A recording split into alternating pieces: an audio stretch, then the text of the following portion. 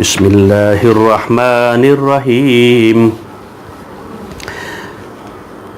الحمد للہ رب العالمین الرحمن الرحیم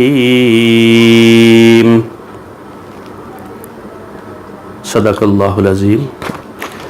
اللہ رب العزت نے ہمیں قرآن پاک یہ عطا کیا ہے اور اس کے ذریعے سے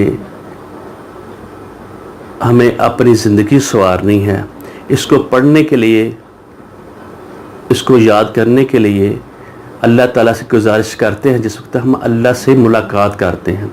اور سب سے پہلی صورت جو ہے قرآن پاک میں ایک خطبے کی حیثیت رکھتی ہے، اس کا ایک مقام ہے، اور اس مقام کو ہم جاننے کے لیے اس صورت کا نام رب العزت نے، اور اس کے بہت سارے نام ہیں، اس کو ام الکتاب بھی کہا گیا ہے، ام القرآن بھی کہا گیا ہے، النور بھی کہا گیا ہے، سب المثانی بھی کہا گیا ہے، اور یہ 5ویں وحی ہے جس میں یہ مکمل صورت اتری ہے، اور آخری جو صورت جو اذا جاء نصر اللہ والفتح یہ اتری ہے۔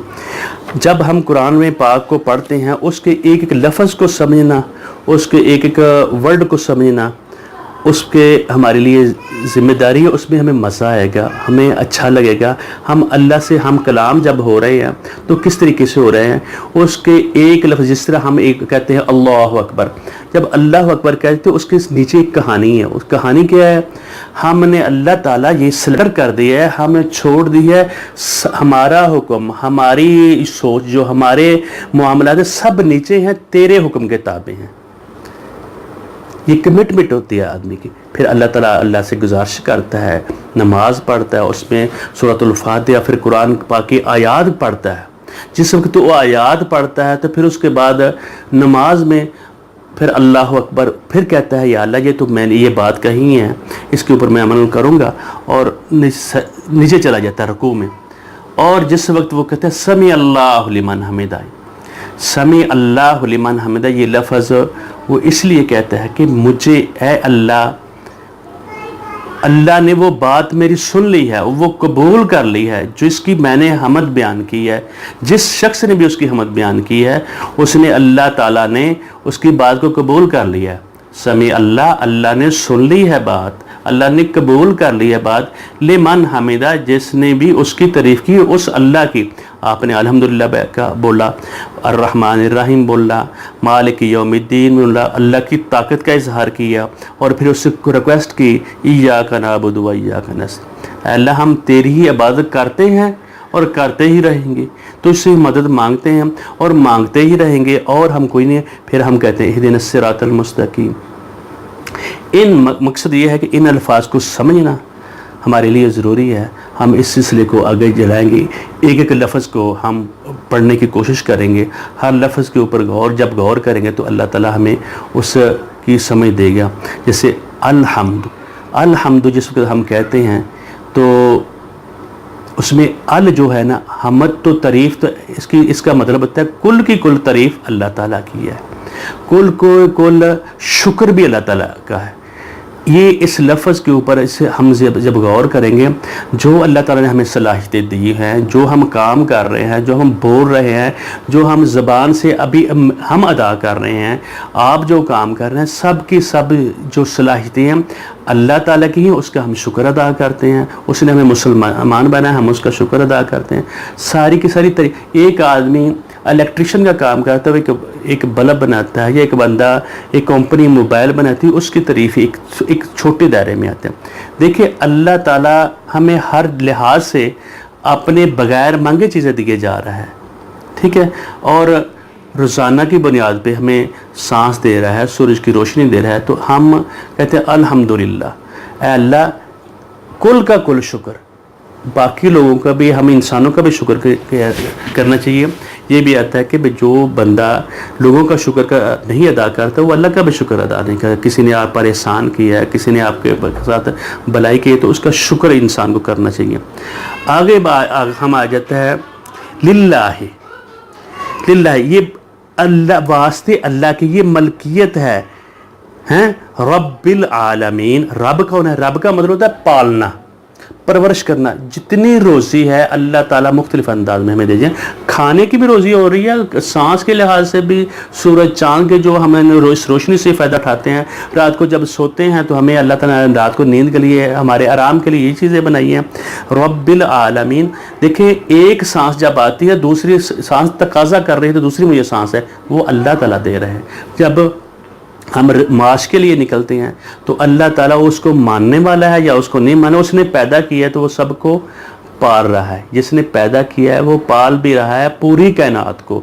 ये नहीं खाली इंसानों के नहीं, जानवरों को, चरिंद परिंद को, हवानात को, और सबको उनकी ज़रूरियात के मुताबिक। देखें अभी जो हवा का जो बैलेंस है, ये बैलेंस अगर बढ़ जाता है तो वो तो दुनिया को उठाकर कौमों पर अजाब आए हैं कि वो उनको तबाह बर्बाद करिए। जितनी हमें ज़रूरत है उतनी अल्लाह ताला हमें भेज रहा है, जितनी सूरज की तपश की ज़रूरत है उतनी अल्लाह ताला हमें भेज रहा है। कभी वो काम ज़्यादा करके दिखाता है, मैं कर सकता हूँ। उसके बाद आ जाता है रब्बिल आलमीन। अगर आलम कहेंगे तो जहान का कहेगा, जहान वालों के लिए कहा जाएगा। आलिम कहेंगे तो आलिम को जो जानने वाला है, इल्म रखने वाला है। आलमीन जितने भी जहान है, ये दुनिया है, उसके बाद सात आसमान है, पूरी कायनात है, ज़मीन के ऊपर नीचे सातों आसमान, सबका अल्लाह ताला मालिक है। तो और ये फरमाया अल्हम्दुलिल्लाहि रब्बिल आलमीन, सब तरह की तारीफ़, कुल की कुल तारीफ़, कुल का कुल शुक्र लिल्लाहि, अल्लाह के लिए है। क्यों? रब्बिल आलमीन, वो पूरे जहानों का पालने वाला है, पूरे जहानों को रोज़ी देना है। रब्बा जो रब्बी तरबियतन, उसका मतलब पालना। जो औलाद होती है, वालिदैन होते हैं, अपने वाल की तरबियत का लफ्ज़ भी इसी लफ्ज़ से आता है। वालिदा जो होती है उसको रब्बातुल बैत कहा जाता है कि वो अपने घर की वो मालका होती है, अपने बच्चों की परवरिश के लिए सारे इंतज़ामात कर रही होती है। और हम सबको पालने वाला, सबको देने वाला रब्बुल आलमीन है। और ये सूरत, इसका बड़ा मुकाम है अल्लाह ताला के यहाँ, इसकी बड़ी फजीलत है। ये एक दबाचे की हैसियत रखती है। तो हम जब भी पढ़ेंगे, फिर उसके बाद हम अर्रहमान अर्रहीम पे बात भी करेंगे, ये थोड़ी थोड़ी बात करेंगे। और साथ साथ हम क़िरात और तजवीद के लिहाज से पढ़ने की इन अल्फाज को भी कुछ करें, ताकि ये सारी चीज़ें हमारे सामने समझ में आती जाएँ। अब हम इसी की तिलावत भी करते हैं। अऊज़ु बिल्लाहि मिनश शैतानिर रजीम, बिस्मिल्लाहिर रहमानिर रहीम, अल्हम्दुलिल्लाहि रब्बिल आलमीन। फिर सुनिए, अल्हम्दुलिल्लाहि रब्बिल आलमीन। हमज़ा ज़बर लाम अल, अल्हम्दु, अल्लाह इसको डबल नहीं करना है। फिर उसके बाद हमदु, हमदु, मीम को ज़ाहिर करना है और इसको भी डबल नहीं करना। अलहम्दु भी नहीं कहना। ये हरूफ हल्की है। जब हरूफ हल्की आ रहा हो तो उससे पहले तनवीन वगैरह हो तो वो गुन्ना वगैरह नहीं करना होता। इस जगह पे ये चीज़ नहीं है। लेकिन मैं दोबारा पढ़ता हूँ, अल्हम्दुलिल्लाहि रब्बिल आलमीन, अर्रहमानिर रहीम। लाम को अल ऐसे नहीं पढ़ना, हा ज़बर मीम हम, मीम को भी इस तरीके से पढ़ना है कि ज़ाहिर हो। दल पिश दो नहीं कहना, अल्हम्दु, अल्हम्दु। फिर लिल्ला, लिल्ला लाम जो है ये अलग होता है, ये मलकियत के होता है। अल्लाह के लफ्ज़ को, जब अल्लाह के लफ्ज़ से पहले लाम के नीचे ज़ेर हो तो उसको बारीक पढ़ना होता है, ये याद रखना। रब्बिल, रब रा को पुर पढ़ेंगे, रब्बिल तो, और जो नीचे ज़ेर आगे लाम आ रही है उसको बारीक पढ़ेंगे। रब्बिल आलमीन, अल्हम्दुलिल्लाहि रब्बिल आलमीन। ये इस तरीके से हम याद करेंगे। फिर आगे दूसरी आयत को पढ़ेंगे, फिर इस तरह तीसरी आयत को पढ़ेंगे। कोशिश करेंगे इस तरह पढ़ते जाए, अगर समझ आती है इंशाअल्लाह रज़ी। अगर ये आप सुनते जाएंगे तो अल्लाह ताला हमें अमल की भी तौफीक दे। और इसको यानी उसमें तर्जमा थोड़ा सा हो जाएगा, साथ अल्फाज की थोड़ी सी तशरीह हो जाएगी, साथ یعنی قرات کے لحاظ سے، تجوید کے لحاظ سے ہلکے ہلکے اصول جب بتائے جائیں گے تو وہ ایک فائدہ مند چیز آ جائے گی۔ تو اللہ تعالیٰ عمل کی توفیق دے۔